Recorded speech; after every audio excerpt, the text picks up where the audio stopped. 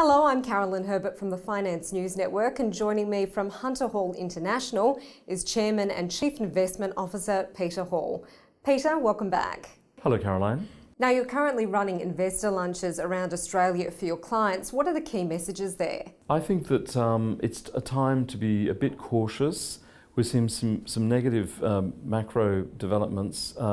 We're at an extreme place in terms of zero interest rates, negative interest rates. Some governments have got very serious financial problems. Japan is functionally bankrupt in my view. Italy and Greece are under great pressure.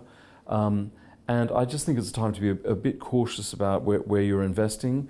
We've adopted a barbell approach, so we've got about 20% to 25% of our funds in cash, about 20% in gold stocks. So those assets should do relatively well if there is a serious market spill. And then we've got 55 to 60% in stocks that we think are undervalued. Given the current market volatility and Hunter Hall is a value manager, where are you currently finding value? We're finding value in front page disasters. We're still very interested in the gold area because we do like gold, and some of those gold companies are relatively undervalued. A front page disaster we've just bought into is Office Depot, which is a office supplies company in America. There was a failed merger with Staples Group. The stock fell 40%, and we've bought a bit of a toehold position there, and we'll research that more. The company is a huge company, but it's being threatened and challenged by Amazon and people like that who are going into office supplies. But that's the kind of situation we really like, a front page disaster with a very substantial business, revenues, profits, but the market hates it. Maybe that's an opportunity to make some money. And how are you finding other opportunities in the market? It's very difficult. We're very particular. I mean, I tend to think that most stocks, 90 to 95% stocks are fully valued or overvalued. So we're very much a rifle investor. So we just keep on looking through, we do Bloomberg screens, etc., looking for interesting opportunities. Now, your investment company, Hunter Hall Global Value, has been paying 6 monthly dividends. Is this likely to continue? Yes, we have a bank of profits and unrealised profits, and we're very committed to paying a consistent and regular stream of dividends.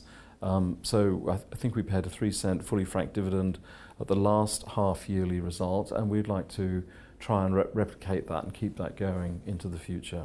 So can you tell us about the new fund, the Hunter Hall High Conviction Equities Trust that you launched just over a year ago? That's going very well. I think over the last 6 months or something, we've achieved a 30% return in that fund. It's got a bit of cash, and about 25% of the portfolio is in cash, but we are starting to find some very interesting opportunities there. So I'm reasonably confident about its future. Now, the performance of the underlying investment portfolio continues to outperform the benchmark over most periods. So can you tell us a little bit more about this? We have really benefited from our investment in gold stocks. Gold has been doing very well. So it seems to have turned the corner in terms of the price of gold, and that's doing very well in Australian dollar terms. And the companies that we have very low operating costs in terms of the gold production, so their margins are going up and they're generating enormous amounts of cash flow.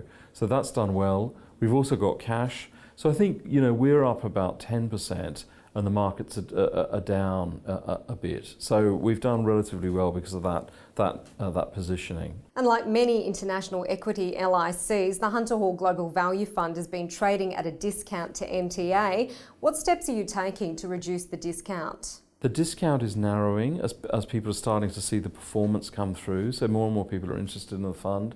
We want to communicate our success, so we're going to make a much more professional and aggressive attempt to explain what we're doing and how we're doing it. It's entirely my fault.